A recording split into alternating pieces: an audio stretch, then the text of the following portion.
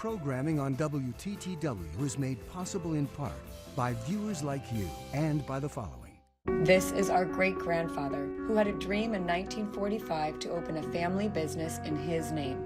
This is our grandfather who expanded on that dream, bringing custom furniture to Chicago.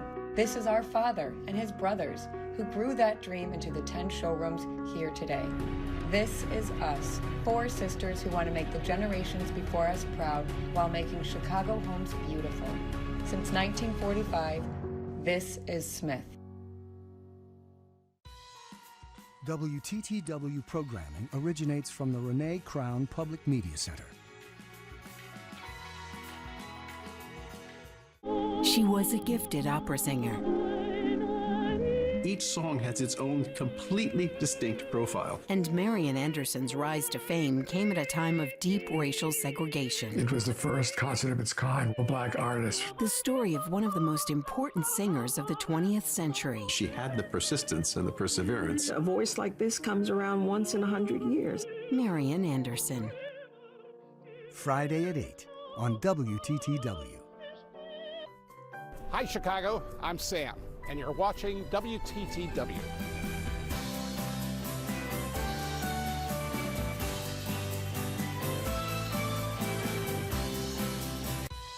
Public affairs and news programming on WTTW is made possible in part by the Copeland family, in loving memory of Gene Copeland.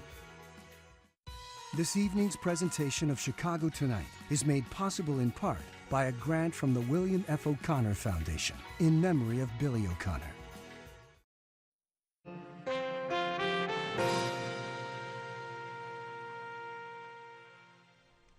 Good evening and welcome to Chicago Tonight. I'm Brandis Friedman here in our Northwest Side studio. I'm Paris Schutz reporting live in the city's Greektown community on the Near West Side. On the show tonight. In the General Assembly. In the General Assembly. Meet the second state representative this week, replacing Michael Madigan, and how that could put taxpayers on the hook. And the pandemic has taken that. Greektown Restaurant Week begins Monday, how the coronavirus has affected local businesses in the community. After becoming flashpoints for protest in the summer, we discuss the future of Chicago's public monuments. COVID recovery, equity, and more. We'll hear from newly elected Evanston mayor and former state lawmaker Daniel Biss. We go all over, okay, if you can't get out. Now, if you can't get out, then we'll tell you where to meet us. Why a community organization is serving groceries to artists in need. A local urban farmer is growing her operations on the city's southwest side. The story behind Star Farm. And Geoffrey Baer takes us back to a famous suburban dairy farm that doubled as an amusement park in an all-new Ask Geoffrey. And Brandis, as we mentioned earlier, I'm in Greektown on the city's Near West Side as part of our In Your Neighborhood series. Restaurants, tourism, those are obviously the lifebloods of this community, and those industries have been battered over the last 11 months. What is the future of Greektown?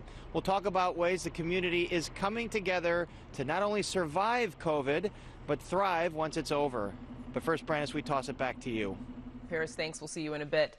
And now to some of today's top stories. While Congress was debating LGBTQ protections in the Equality Act, Illinois Congresswoman Marie Newman, a Democrat, planted a transgender flag in front of her office to show support for the bill and her daughter. Newman's office is across the hall from the controversial Republican Marjorie Taylor Greene, who was recently stripped of her committee assignments for her support of conspiracy theories.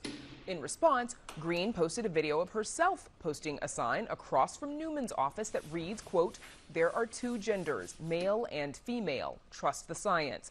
The feud continued on social media, where Greene directly targeted and misgendered Newman's daughter, saying in part, quote, "Your biological son does not belong in my daughter's bathrooms, locker rooms, and sports teams."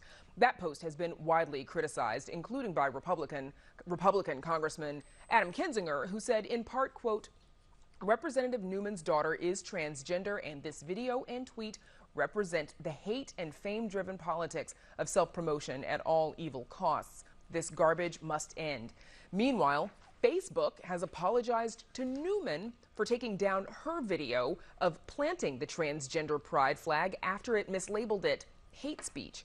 By the way, the Equality Act, which prohibits discrimination based on gender identity and sexual orientation, passed the House this afternoon by a 224 to 206 vote. Basketball and hockey fans haven't been able to see their teams play at the United Center, but they may be able to receive a vaccine there as the area is close to becoming a mass vaccination site. Health officials hope to inoculate between 5,000 and 7,000 people a day there starting next month, according to Crane Chicago Business. The bigger goal is to reach underserved communities that have been hardest hit by the pandemic, which would help close distribution disparities that have dogged the vaccine rollout. The United Center's main building won't be open as it was during the election in November. Instead, planners hope to offer vaccinations both by drive-through and temporary walk-in facilities in the UC's parking lots. The Federal Emergency Management Agency and the Department of Defense will reportedly operate the mass inoculation site. Illinois health officials report nearly 1,900 additional cases of COVID-19 and 32 additional deaths. This brings the total number of known cases here to 1.181 million. The statewide death toll is 20,406, and just over 130,000 vaccine doses were administered Wednesday, the highest reported amount to date. And Chicago's time-honored winter tradition of dibs will soon be coming to an end. The Department of Streets and Sanitation says it plans to start removing those old lawn chairs, buckets, milk crates, and anything else residents have been using to stake out their parking spaces starting on Tuesday, March 2nd. City says special attention will be given to address 311 complaints. You can read more on our website. This month's heavy snowfalls have also delayed garbage collection, and crews are working to catch up, so residents are advised to leave carts out ready for collection. There's been a lot of turnover in the Illinois legislature this week alone. The newest Democrat to join the General Assembly was sworn into office just this morning. That could come at an expense to taxpayers and raises questions about how vacancies are filled in general. Amanda Vinicky joins us now with more. Amanda. Yeah, Brandes, talk about rapid turnover. The Illinois House's 22nd district has had 3 state representatives in just 2 weeks. This after 50 years of representation by the same individual, and that, of course, former Illinois House Speaker Michael Madigan. Just last month, Madigan was sworn in, along with all of the other newly elected and re-elected lawmakers for his 25th term. Then a week ago today, he resigned. He and other local Democratic leaders on Sunday chose his replacement. I want to continue my work on behalf of those in this community by serving in the General Assembly as a new generation steps up to lead us into the future. They chose 26-year-old ward employee Edward Guerrero Codat, but by yesterday morning, not even 3 full days in, Codat had resigned at Madigan's own request after unspecified questionable conduct came to light. That forced those same local Democrats back to the table today to choose Madigan's successor's successor, and they picked Sunday's runner-up. We meet again. Thank you again for the nomination. Again, my focus and my motivation is to serve the community and its residents of the 22nd District. Freshly appointed State Representative Angelica, or Angie, as she says she prefers, Guerrero Cuellar introduced herself as a 30-year-old resident of the area, a mother of 2 who does plan to resign now that she's a state rep from her community service job. She's married to a Chicago police officer who, she says, had been an undocumented immigrant. Her parents were immigrants too. I think I would hope that they are proud of me. I'm a daughter of immigrants. My mom made a decision many years ago to come to this country not knowing what would be her future. And her determination and her will and her success, I mean, I had her stand next to me when I took that oath because this position is not about me. It's about her and the choices that she made and my dad made and my family. Guerrero Cuellar is the first Latina to represent the heavily Hispanic district. Now, Madigan was his typical taciturn self about the whole affair. Beyond complimenting his new state representative, Madigan says he is anxious to move forward. He would not go into detail about what happened with Codat, nor answer questions about fellow Democrats' complaints about Madigan hurting the party. I'm not going there. I'm not going there. I'm not going there. Mr. Speaker, because I don't want to. In other remarks made recently, Madigan did note the severity of the state's fiscal problems that his replacement is going to have to deal with. And this whole shuffle of representatives could make the severity of those fiscal problems even more so. Illinois could be on the hook for paying February's nearly $6,000 monthly legislative paycheck to all three of the individuals who this month have served the 22nd district as a state representative. That's why this is so infuriating. I mean, the fact of the matter is that I don't have a say in not paying it, because under current state law, the controller is required to issue a full month's salary to any legislator, whether they served 1 hour or the full 30 or 31 days of the month, right? And so it's outrageous.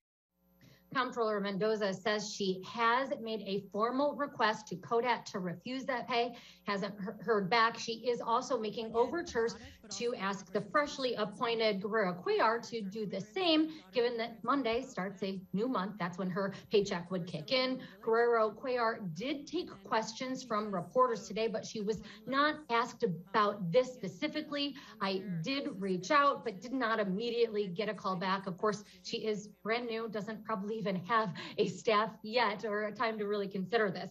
Now, Mendoza is backing a bill that would make it so that in the future, legislators would instead be paid on a prorated basis. She's also calling for a change in another area that is a hive of political activity, once again, due to Madigan's moving on. There is a heated three-way contest to succeed him as chair of the Democratic Party of Illinois. That is a contest now between State Senator Christina Castro, Chicago Alderman Michelle Harris, and Congresswoman Robin Kelly. Mendoza says she's not backing anyone over the others, but she wonders whether it is an appropriate role for any elected official. The question here is, like, when you are an elected official, no matter how great of a person you are, there's always like a vested interest there, right? To protect your universe. Of course, all three of those in the running are elected officials, albeit at different levels of government. That Madigan himself held dual roles as Speaker of the House at the same time that he served as Democratic Party of Illinois chair was an issue, and even led to some legislators calling to ban that practice. Brandis, back to you. It'll be a race to watch for sure, Amanda. Thank you. What happens when a Chicago neighborhood almost entirely dependent on restaurants and tourism is shut down because of COVID? To help answer that question, Paris Schutz and producer Marissa Nelson traveled to Greektown, which has been a dining destination for more than 50 years. It's located in the city's near West Side community, mostly along Halsted between Randolph and the Jane Byrne interchange. You can see signs of life pop up in the community as restaurants are back to 50% indoor capacity. And to boost business even more, competing Greektown restaurants have decided to come together. Paris spent the day on the near West Side as part of our Chicago Tonight in Your Neighborhood series, and he joins us now with more. Hey, Paris. Hey, Brandis. Yeah, I mean, the shutdown, COVID really struck at the heart and soul of Greektown. Its famed restaurants and nightlife spots. And as you mentioned, there are signs of life now with 50% indoor capacity. Some of the restaurants were able to adapt over the summer, the ones that had outdoor spaces, but the community will not come out of the pandemic unscathed. Santorini, a popular spot for many years, is shut down. The confluence of low business and high rental rates, lots of development, gentrification, they're causing headaches for business owners, restaurant owners specifically, that are trying to make ends meet. So one of the things they've decided to do is stop competing and come together. And next week, 10 restaurants will offer discounts and specials as part of the first ever Greektown Restaurant Week. And the Greektown Chamber of Commerce president, who is also the owner of a restaurant here called Spectrum, says his business owners now are full of optimism. Greektown is going nowhere. We've been here for decades and decades. I've personally been here for 40 years. This place here I've been for 33 years, and I'm excited to be a part of it. I'm the president of the Greektown Chamber of Commerce, and we do different events throughout the year to help the neighborhood. And I don't think the neighborhood has been so together than any other time. And one of the restaurants participating is Athena, another staple in the neighborhood for 30 years. Owner Delilah Yokana credits loyal customers with keeping the restaurant going throughout the dark times and the pandemic, doing takeout. Now she says she's invested in the infrastructure of her restaurant now to try and coax customers back indoors. We've implemented air filtration systems to make sure that customers feel comfortable, that the dining experience is going to be comfortable for people, social distancing, mask wearing, making sure that everything is sanitized and cleaned. So once people feel that comfort level and see it, we've seen people pour in and be super happy to come out and enjoy, laughing and having company and finally getting out of the house. Another cornerstone in the Greek Chicago community is the National Hellenic Museum. It is closed, but it is serving an important function right now. It is the coordination site for a food drive being run by the Greek Orthodox Church.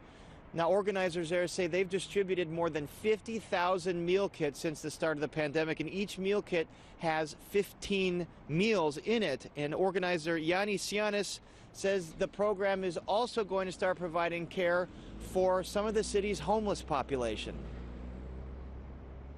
COVID wasn't the reason that we established this program, but it was a catalyst to create a sense of urgency for us to really kick it into high gear. So we'll be going out tomorrow, let's say, with volunteers from the community to different, underneath the highways, viaducts, things of this nature, to help provide people not only with food, 15, 20 meals, but also we want to keep them warm and safe. And other common threads in the community, signs that the community is trying to band together. Street art. They've commissioned a street art program kind of like the Cows on Parade from 25 years ago. These are fish on parade, more specifically Lavraki. And the overarching themes in the artwork on all of these different fish are love, unity, and the Greek notion of philotimo. It's about embracing everyone and bringing them in like family. So this is kind of encompassing the two sides that we're kind of going at it. Now, as for COVID, the positivity rate in this zip code is below the city average at about 2.8% as of last measurement, and the community is helped by a giant vaccination site at the UIC basketball arena run by UI Health. Now, officials say they're doing about 1,000 vaccinations per day there, but they have the capacity for 4 times that. They're just waiting for the vaccination delivery to speed up. And one customer today who received her second shot described the process as quick, painless, friendly, and she feels like a new person. I feel, and my kids are school teachers and they've been vaccinated also. So now we could just get together, I think. Still wear our mask and our distances, but still finally get to hug everyone. And UIC infectious disease physician Dr. Susan Bleasdale say they made a concerted effort to reach out to the hardest hit communities on the south and west side to make sure that they are getting priority to come and get vaccinated. So it's not just folks going on a website and waiting for it to refresh. They are proactively reaching out to members of the community. It's been really important, I think, to reach out to people to make the appointments available to them. And so we have used multiple methods. If we have a phone number that's mobile, we'll send a text message with the link to schedule. If we have an email, we're sending it to them. And then we're also making phone calls to help for those people that aren't technologically savvy. And Brandis will be back in a bit with the area's Alderman Walter Burnett about some city council intrigue. But first, we toss it back to you. Paris, thank you. A Chicago commission says 41 of the city's more than 500 public monuments are problematic. The Chicago Monuments Project was formed last year after statues of Christopher Columbus became focal points of protests and have long been criticized by Indigenous Americans. This review of monuments is part of a racial healing and historical reckoning project, and its first report says many historical figures besides Columbus are on the list.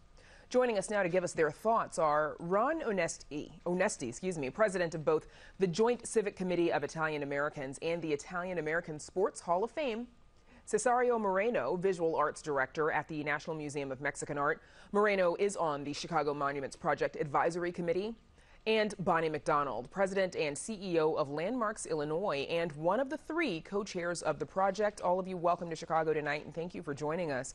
Bonnie McDonald, let's start with you, please. As we just said, you're one of the co-chairs of this project. What mission were you all given? Yes, thank you very much, Brandis. The mayor gave us the job of really reviewing the city's public art collection and then determining within that art collection, where did we see that there were problematic narratives within that collection? This is an opportunity for us to have a public dialogue about what we see in our public space, about what we want to see in our public space, and then to consider really what new works are we going to create in this process to think about the future of memorials as well. Now, the Monuments Project, you all have listed 41 monuments that are problematic or potentially problematic. Bonnie, again to you, what were the criteria that determined a problematic or potentially problematic monument? Yes, we had multiple criteria, Brandis. We were looking for monuments that may speak to acts of white supremacy. We were looking at depictions of Indigenous peoples, as you mentioned, and where those characterizations are not accurate. We were also looking at people who had some relationship to acts of racism, slavery, or also genocide in the process. And then also what was missing in our collection as well. As you'll see if you look through our selection at chicagomonuments.org, that we're missing depictions of women, of people of color, and also important movements in our history, such as our labor movement, migration, immigration to our city. And we wanted to address that with the public and learn what they thought about this collection. Now, Ron Onesti, statues of Columbus, long been a source of contention, evoking some really strong feelings from Native Americans, but also, of course, Italian Americans and beyond. Is it possible to find common ground on this? Well, I really believe so, Brandis, because, you know, what many of the people that were involved in the other side of the table haven't really realized is truly how much this is affecting our Italian American community. I mean, it's been said that what has been perceived as a one-sided dialogue and about Christopher Columbus shouldn't be replaced with another one-sided narrative about Christopher Columbus. So and we should mention also that we did reach out to several Native American members of the advisory committee, but none were able to join us this evening. But Ron, is there an argument to be made then that the history of Columbus in America should be taught with more nuance? Well, absolutely. I mean, you know, there's so many perspectives here, but, you know, we have authors, we have scholars, we do believe we have the facts and all the negatives about Columbus and what he represented. You know, we have our side of the story as well. And I believe the city of Chicago, with this tremendous undertaking that they're doing with this Monuments Project, we're very excited about it because, you know, the city has a unique opportunity to put together different communities about this. I mean, what hasn't happened here, Brandis, is all these beautiful things that, opportunities that this commission is creating of dialogue. Basically, every meeting, if you don't mind me saying, is relatively the same thing. It's one side saying their side, the other side saying their side. Every meeting is like that. We have a unique opportunity here to get everybody from the intellectual community on both sides in a room to come up with some equitable resolve of a narrative that represents everybody. That's what we're looking for. Cesario Moreno, you know, given that even people who may have accomplished great things also made mistakes or they had blind spots, as history has told us, is there a case to make that perhaps we should not be putting people on a pedestal anymore? You know what, that's a great suggestion, and we're collecting a lot of suggestions like that. Obviously, human beings are flawed. We're a flawed species, and over time, I think a lot of times our past comes back to haunt us. And although somebody can be a hero in one aspect of their life, certainly there may be other aspects where, you know, they're not a heroic person at all. So with the lens of history, I think humans oftentimes fall short, and maybe it's time to start thinking more about concepts, right? So thinking about, as was mentioned earlier, immigration, labor. These are two huge things for the city of Chicago, and certainly we don't need another person cast in bronze to represent that. Cesario, there are very few monuments, as Bonnie mentioned just a bit ago, that are dedicated to women or people of color. How do you think that should be redressed? You know, I think it's a matter of really asking the residents of Chicago and in some way taking our time. If this is not going to be fixed overnight, this is not going to be fixed just in 1 year. So it's really a matter of thinking who is here, who contributed, and how can we really exemplify them? How can we memorialize their actions across the city of Chicago, in the neighborhoods as well as in the downtown area? Now, 5 statues of Lincoln were also flagged. Bonnie McDonald, tell us why he made the list, because I think that might be a surprise for a lot of people. Yeah, thank you, Brandis. I do know that's a surprise to people, as we've heard public feedback about the listing of Abraham Lincoln, especially in the land of Lincoln. And this is a real opportunity to look at Lincoln as a complicated figure in history. You know, his acts as the great emancipator and fighting for the freedom of enslaved people stand side by side with the fact that his legacy includes the expulsion of indigenous people from the West and the South, which continued on after because of his policies. So we need to examine our historical figures. And I think, as Cesario just said, that is very difficult to have a person represent an entire movement of abolitionists because they stand side by side with their actions throughout their life. Ron Onesti, what would you hope comes, from this entire process that the Chicago Monuments Project is embarking on? Well, exactly what their mission is, increased dialogue. But we want to be, a part of this dialogue. These statues came down without the Italian-American community being involved in it. And we have to understand, and folks have to understand that, this isn't that statue doesn't really represent to us Christopher Columbus and his achievements as much as it represents the traditions of generations of people that's since 1890s. So I would love to sit down with indigenous people to come to some agreement, some resolve here to increase the communication between the community members so that we're all representative. You're talking about diversity, you're talking about inclusion, you're talking about those are the buzzwords of the day. Well, we want to be included in this, and we want to be able to have a monument or something that represents the traditions that we have celebrated for generations. And Cesario Moreno, we've got about 30 seconds left, but what kind of feedback have you received from community members so far? Again, everybody that I've been listening to really brings up the idea of education. It is paramount that the pieces, the sculptures really serve to educate our citizens, our residents, and our tourists, and really give a complete and complex, sometimes the stories are conflicting, but it's important that we be transparent and really try to tell the complicated stories. So education is key, and then, what happens, that remains to be seen. Okay, I think we'll all get an education as we watch this process. My thanks to Bonnie McDonald, Ron Onesti, and Cesario Moreno for joining us. Thank you. Up next, a look into a local organization dedicated to supporting Chicago's Black musicians. Stick around.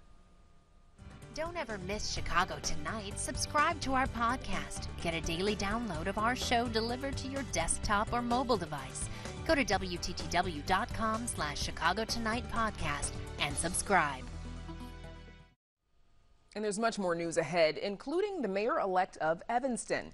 But first, a Chicago artist is working to make sure no musician is left behind with a community organization dedicated to Black musicians in Chicago. Arts correspondent Angel Edo shares how that mission has quickly expanded to serve anyone in need. It was God sent to me to be able to do something for some musicians that can't play. They can't sing. They can't appear in clubs. They can't tour. I know how that feels because of me not being able to sing for 2 years. I was homeless. I ate out of garbage cans.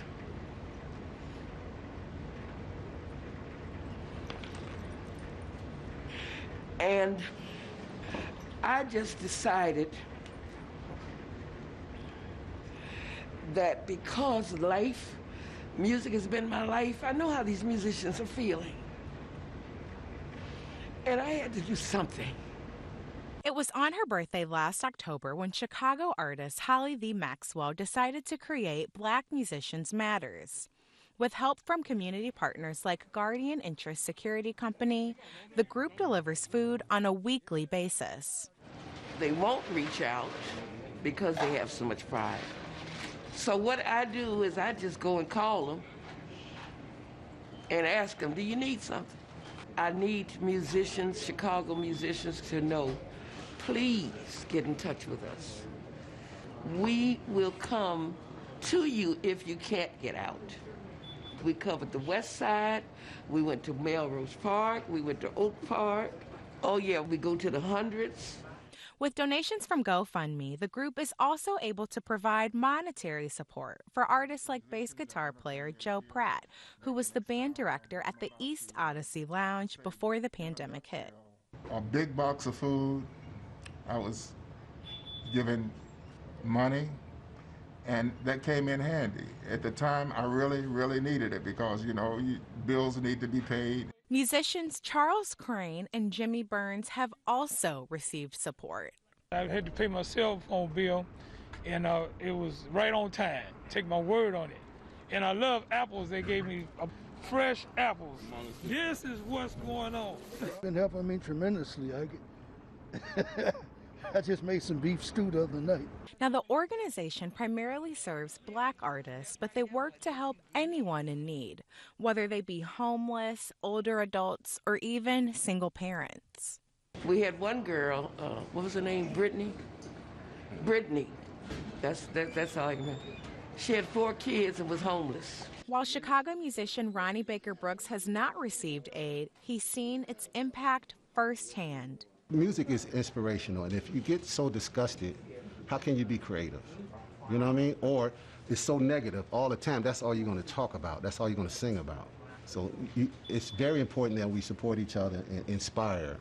But it doesn't stop there. I didn't form this organization just for food and just for monies. I formed this organization because I have a dream, I have a vision. I want to put up a building in Bronzeville that will house musicians if they get on bad luck. This is my dream now. For Chicago Tonight, I'm Angel Ito. And food pickup is now available every Friday from 10 a.m. to 1 p.m. at the East Odyssey Lounge for anyone who needs it. There's more information on our website. And still to come on Chicago Tonight, the outlook for Greektown, how rent costs and the coronavirus pandemic are impacting the future of this near West Side neighborhood. Tackling national issues like segregation and climate change on the local level, how Evanston's new mayor hopes to do it. An urban farmer is turning a long vacant property on the city's southwest side into a food co-op. We have those details.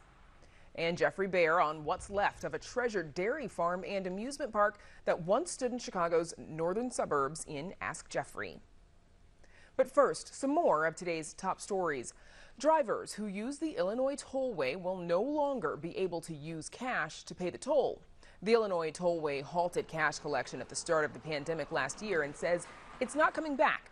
The tollways says more than 92% of toll transactions were through the iPass and EasyPass in 2019. Additionally, the agency is expanding its iPass Assist program to help those whose household income is below 250% of the federal poverty guidelines. $20 million in Chicago Park District improvements may be on the way. Mayor Lori Lightfoot is proposing the use of tax increment finance, or TIF dollars, to pay for the improvement projects. Proposed upgrades include improvements to Reese Park's Fieldhouse in Belmont-Cragen, camping platforms and a nature trail for Big Marsh Park in South Deering, and new equipment and resurfacing at 10 playgrounds across the city. The measures were introduced at Wednesday's meeting of the City Council and now await approval.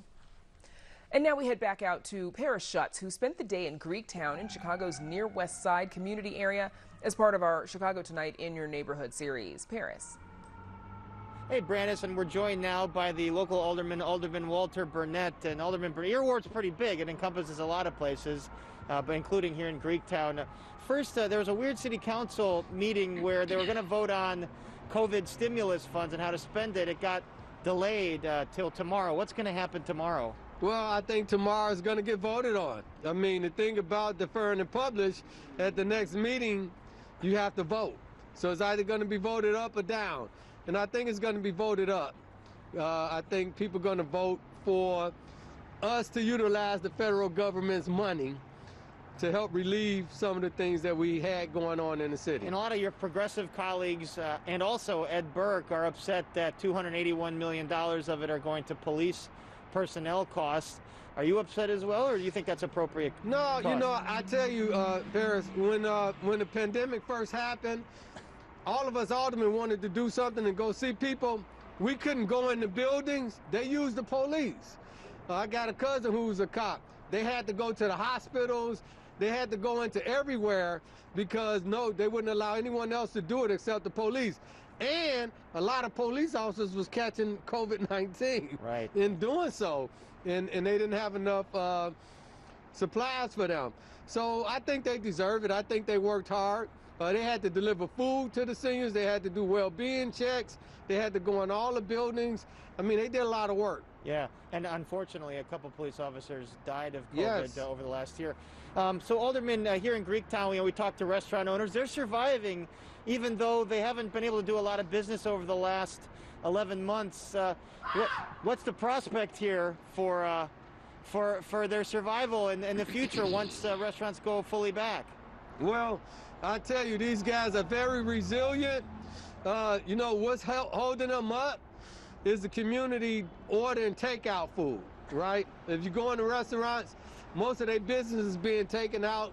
Deliveries, that's helping them a lot, but they're still hurting real bad.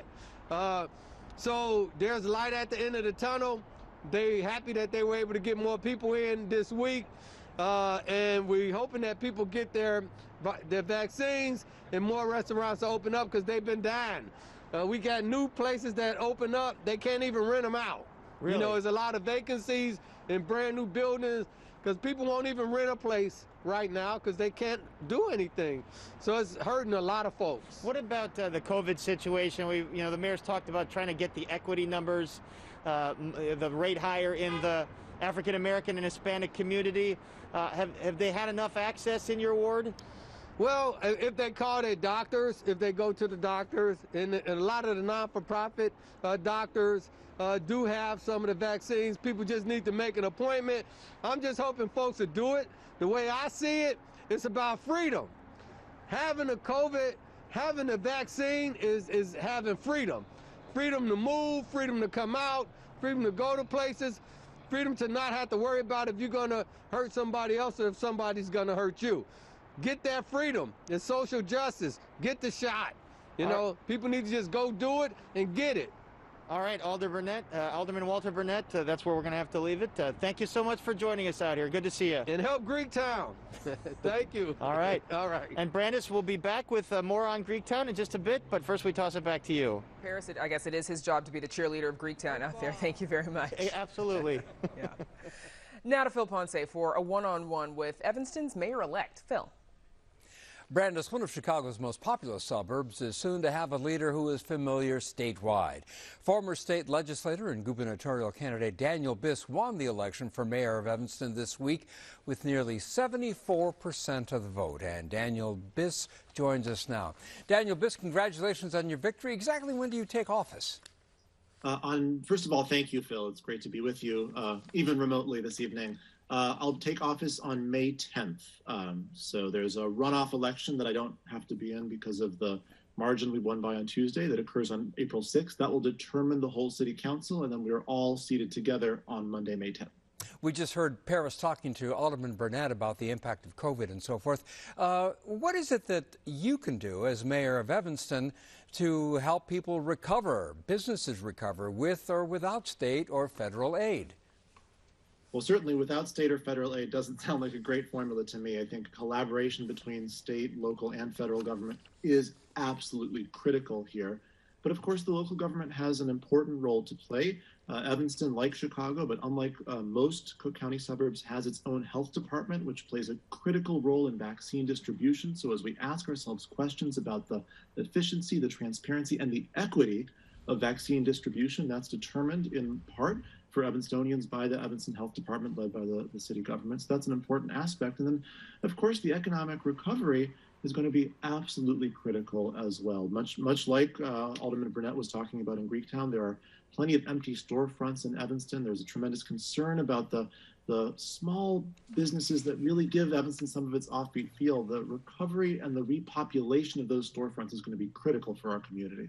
You allude to equity. What do you plan to do? What can you do about equity regarding, say, housing and segregation? Well, Evanston is proud to be leading the country as the first municipality to put in place a reparations program. And we put that in place because of an acknowledgement of the municipality's historical role through redlining and other policies that directly and explicitly enforce segregation in not only creating immorally segregated neighborhoods, but therefore creating and growing the massive racial wealth gap. So the reparations program that we're going to put in place is obviously an important step, but there's lots more. If you look at the way that zoning codes have been designed, they were designed to enforce economic and to some extent racial segregation. That needs to be rolled back. If you look at inclusionary housing policies, they can be expanded and improved to allow for not just the diversity that we like to talk about, but integration as well, because diversity and segregation is really not an adequate solution to the racial justice problems that we face in this country. For a point of clarification, the reparations program, it's money for housing improvements and mortgage assistance, which is funded by marijuana dispensary tax. You also called for changing the way the city handles emergency calls, and you want to focus more on, say, social work response as opposed to strictly a law enforcement response. How do you pay for it, and how do you do that? Well, the way I think about it is this. A police officer is a very, very special and unique type of government employee.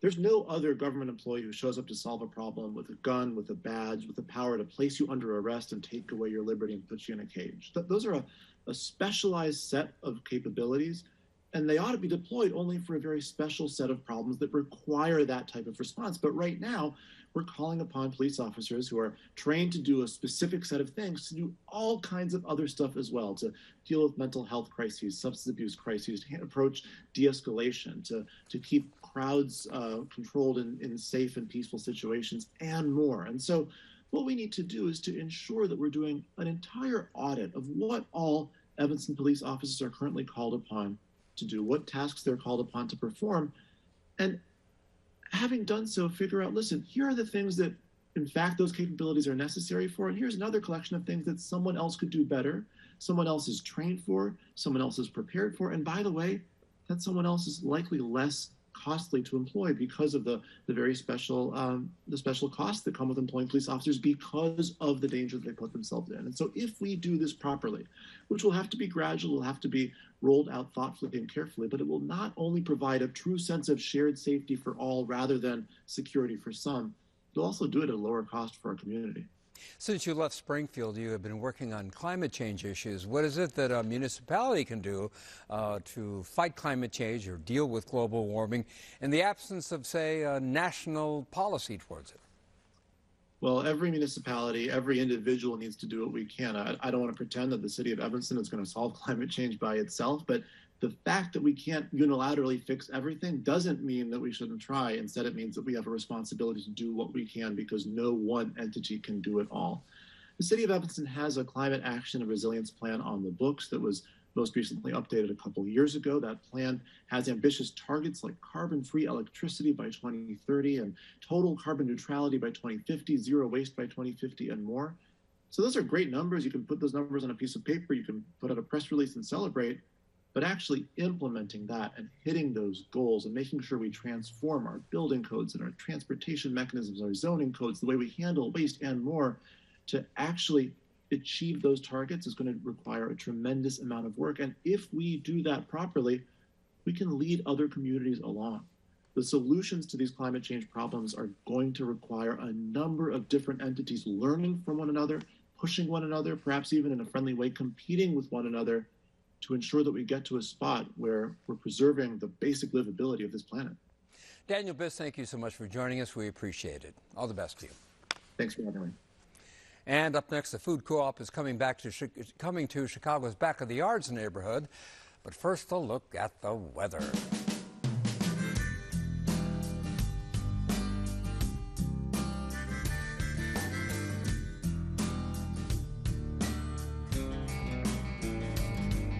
Chicago Tonight is made possible in part through the generous support of the Julius Frankel Foundation. A local urban grower is, well, growing her operations to include a food co-op on Chicago's southwest side. WTTW News reporter Patty Wetley joins us now with more on Star Farm. So, Patty, first, what is Star Farm and who's the local grower behind the operations? Yeah, Star Farm is one of Chicago's sort of small but mighty urban farms. The couple of sites that it operates on equal up to about an acre in Back of the Yards. And it was founded by Stephanie Dunn, who works the land with some employees and volunteers and her husband, really basically to kind of provide healthy food options in the Back of the Yards neighborhood, which is better known as the hub for the meatpacking industry back in the day. Right. So where does Stephanie want to open the food co-op and why there? Yeah, she found a building at the corner of Ashland and 53rd Street, South Ashland, and it's walking distance from her farm, so easy for her to get her fresh produce there, but also because it's in the heart of what is essentially a food desert. And she said, you know, this is a great way to provide healthy, fresh produce to folks where the local options kind of tend to be liquor stores, convenience stores, or food pantries for where they can get their food. Okay, so best of luck to her. Patty Wetley, thanks as always for joining us. Thanks, Brandis. And you can read Patty's full story on our website. That's WTTW.com/news. And now we check back in with Paris Schutz. He spent the day in Greektown as a part of our Chicago Tonight in Your Neighborhood series. Paris. Yeah, Brandis, we're joined now by George Reveliotis, who is a Greektown Special Service Area Commissioner and the owner of Artopolis Bakery, Cafe, and Agora. George, thank you for joining us out here on this chilly night. So, first of all, Greektown Restaurant Week starts next week. It's the first ever of its kind. Tell us what people can expect. Thank you very much. Thank you for having me. The event is in commemoration of 200 years of independence from the Ottoman Empire.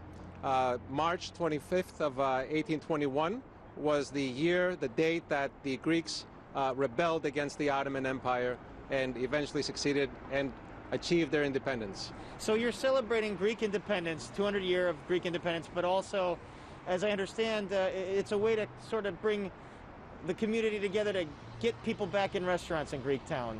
Yes, most definitely, and we're using this great date for the commemoration, but for every commemoration that we celebrate, it is a means of gathering families and friends. Hopefully we can put a nice positive spotlight on all the merchants, the restaurants, cafes, all the stores in Greektown. And how are they doing? You heard Alderman Burnett say there's a couple empty storefronts. Santorini had to shut down. That's been here for a long time. Beyond that, is the future looking okay for some of these long-time institutions? The future, I believe, is it looks very promising, not just for Greektown, but I believe for the whole city, for the whole state. This pandemic has affected basically every type of business that's on Main Street versus Wall Street, as they say. There is that big schism, and it's very apparent to a lot of the businesses, mom and pop type operations especially. I believe, and hopefully with the vaccination that people will hopefully receive, things will return back to normal, and people will feel comfortable to go out and about and frequent the businesses again. Tell us about the history of Greektown a little bit, because all of us kind of know it as Halstead, and we've been coming to these restaurants for so many years. But it's shifted in the last several decades because, like, right in front of us is the giant Jane Byrne interchange, all the highways here. How did that impact the community? Well, I remember an old-timer.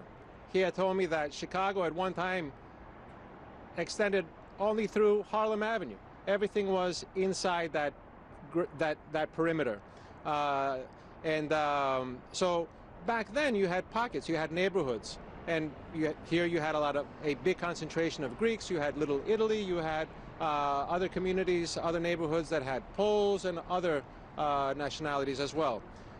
At one time, there was a very big concentration of Greeks that lived here on Halsted, and it did extend south to where UIC is currently right now. Of course, there have been migrations. You know, people, they did touch down here, and then as they progressed, they moved out further and further away from the center. But it's, you know, keeps the character here with restaurants. George Reveliotis, we have to leave it there. Thank you so much for joining us tonight. Good luck at Restaurant Week next week. Thank you very much. Thank you. All right, Brandis, we'll wrap it up from here in just a few minutes, but first we toss it back to you. Restaurant Week, a good time for some Greek food, it sounds like, Paris. Up next, in all new Ask Geoffrey. Ask Geoffrey is brought to you in part by BMO Harris Bank. Wow, you ready? Yeah, let me just grab my wallet. Uh-oh, I've seen this before. Wallet way too big, skinny jeans too skinny. I'll just carry it. Before you break something, you should know you don't actually need a wallet. With BMO Harris, you can just take cash out with your phone. Or if you need to, you can pay them with Zelle. That works? Yeah. You're stuck, aren't you? Smile. Woo! Those jeans are way too tight. That feeling you get when no wallet is no big deal. That's the BMO effect. What does a 20th century electricity baron have to do with a spitting llama at a suburban petting zoo? Geoffrey Baer is here with the story of the Hawthorne Melody Dairy Farm in this week's Ask Geoffrey. Hello, Geoffrey, and welcome back. I'll try not to spit. Please don't, llama. So this question comes from viewer Tom McLean, and the question is, when I was a kid, my classmates took a field trip to the Hawthorne Melody Dairy Farm. Unfortunately, I wasn't able to attend. What did I miss out on?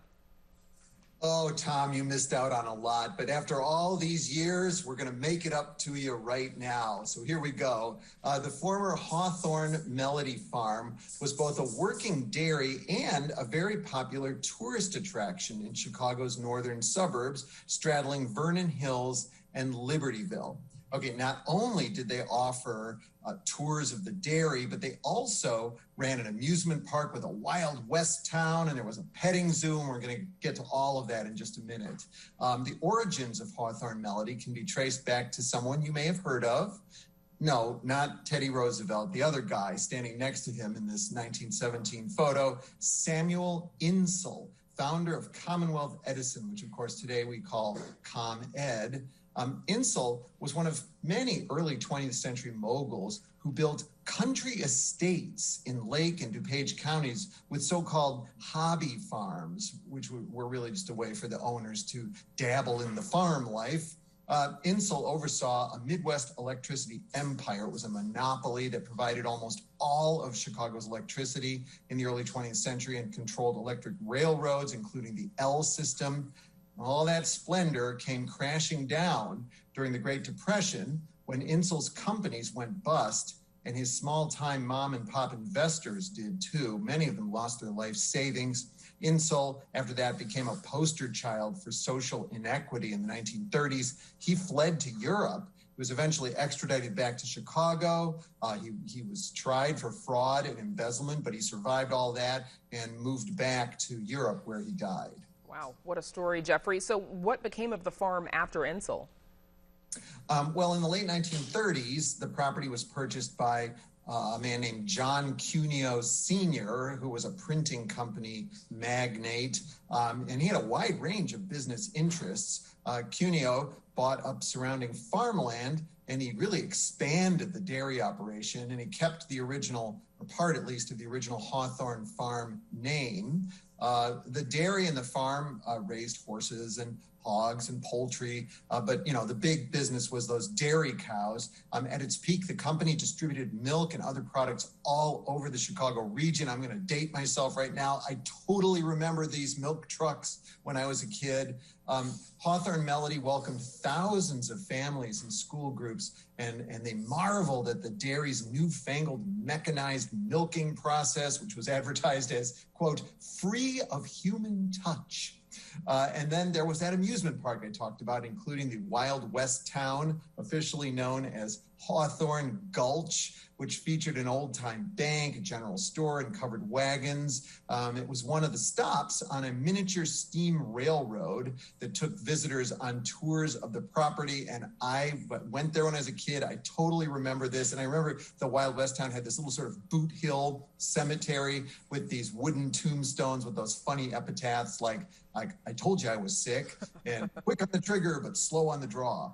And then, of course, there was that petting zoo, sometimes called a children's zoo, and they had turkeys and ducks, and reportedly, as you mentioned in the introduction, a very popular spitting llama. I don't know why that made the llama popular. And check this out, even circus animals like this elephant, I'm not sure any zoo today would allow people, especially children, to get this close to a wild animal. Yeah, even if it's a baby elephant. I bet the spitting llama was popular with the kids, though. So Geoffrey Hawthorne Melody, no longer around today. What happened to it?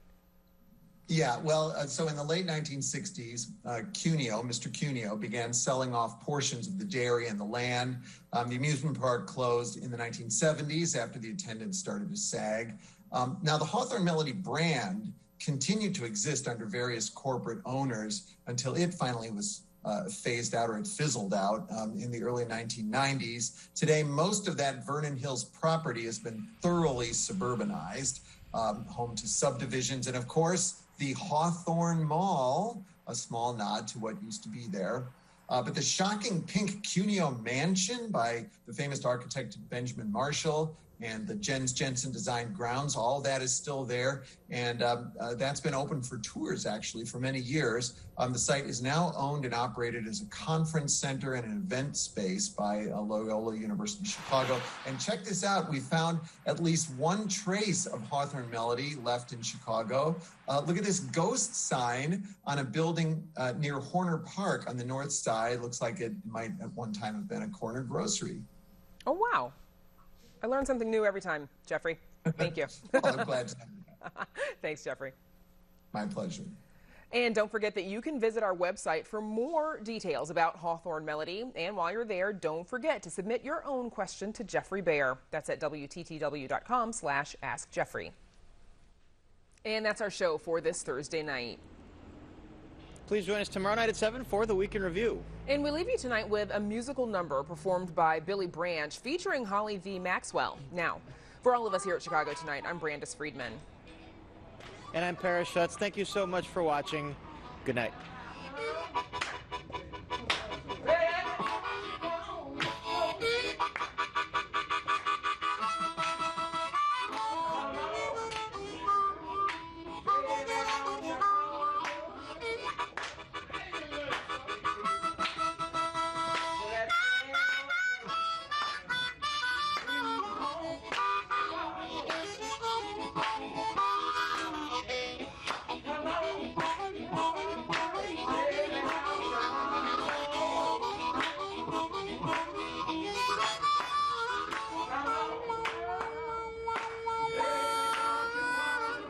Closed captioning is made possible by Robert A. Clifford and Clifford Law Offices, a Chicago personal injury and wrongful death firm that's proud to serve its community through pro bono legal services.